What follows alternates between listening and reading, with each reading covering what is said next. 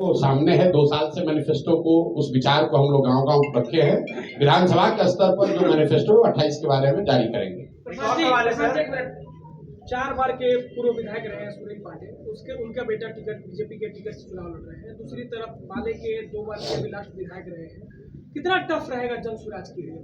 भाई देखिए, टफ ये नहीं है कि कौन चुनाव लड़ रहा है, टफ ये है कि बिहार की गरीब जनता, बिहार की जनता को गरीबी से कैसे निकाला जाए, बिहार की राजनीति को सही रास्ते पर कैसे लाया जाए, इसको बालू और बाहुबली और बालूबलियों से कैसे छुड़ाया जाए, शराब माफिया से कैसे निकाला जाए। टफ ये है कि समाज के अच्छे लोगों को समझाकर बुझाकर प्रेरित करके कैसे राजनीति में वापस लाया जाए। टफ ये नहीं है। आप जिनकी बात कर रहे हैं, ये दिखाता है, भाजपाई कहते हैं चाल चरित्र चेहरा।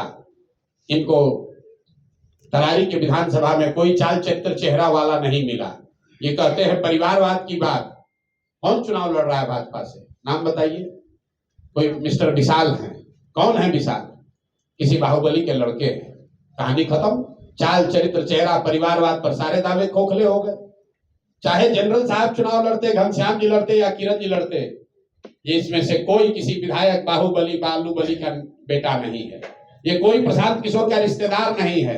ये सब तरारी के लिए काम करने वाले लोग हैं, तरारी के लोग हैं, यहाँ जमीन के लोग हैं। चाहे प्रोफेसर खिलाफत हुसैन लड़े या अमजद साहब लड़े, ये दोनों हमारे रिश्तेदार नहीं हैं। दोनों के पिताजी, इनके परिवार में कोई विधायक नहीं है। ये अपने दम पर वहां की जनता के बीच में इन लोगों ने पहचान बनाई है। यही फर्क है भाजपा में, जदयू राजद में और प्रशांत किशोर जन स्वराज में। उनके यहाँ पहले से पता है कौन लड़ रहा है। राजद को देखिए, रामगढ़ से कौन चुनाव लड़ रहा है? जगतानंद के लड़के लड़ रहे हैं। यहां से कौन चुनाव लड़ रहा है? यहां से तो राजद लड़ नहीं रहा है। बेलागंज से कौन लड़ रहा है? सुरेंद्र यादव के लड़के लड़ रहे हैं। और इमामगंज से कौन लड़ रहा है? मांझी जी की बहू लड़ रही है। यहाँ तो सबका बेटा और बहू ही लड़ रहे हैं। किसी को नया आदमी नहीं मिला है।